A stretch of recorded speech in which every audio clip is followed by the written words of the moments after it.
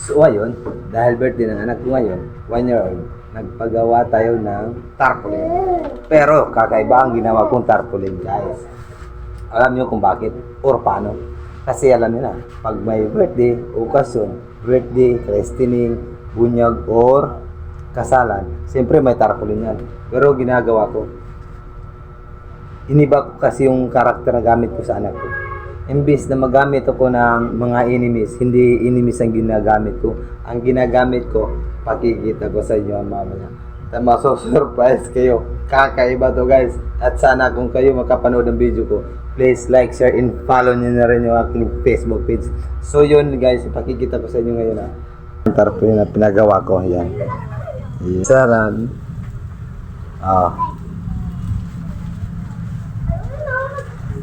Pinpin Brothers. Yan. Yan. Tingnan nyo. Yan. Si Ma'am Ilma, Sir Gavin, Success Sky. Then, siyempre, specialty Mama Beth. Yan.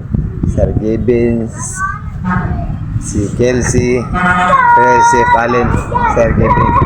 Yan talaga pinagawa ko talagang tarpaulin. Then sila yung ginagawa kong karakter. Kasi, merong matutunan yung anak ko dyan. Yan. Kaya sa mga makakita ng video ko, makapanood, please share, like nyo na rin. At saka kung bago pa lang kayo sa aking channel, paki-follow na rin.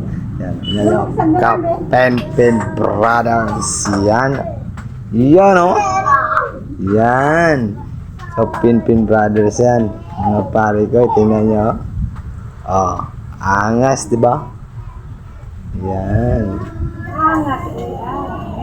So bago magtapos ang video na to, shoutout ko lang yung mga sponsor shoutout kay kay Junalyn. Saka shoutout kay kay Ate Libet Carpintero at saka kay Jake Palar. Shoutout sa iyo din sa kanyang asawa si Janjan Basaya. Shoutout sa inyo.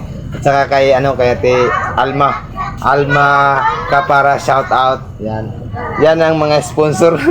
Yan ang mga special sponsor na nagawa ang birthday na to dahil sa kanila, sponsor yan sila.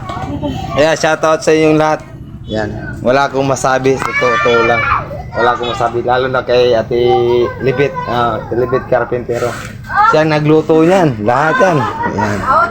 Shoutout. Yan. God bless. Salamat.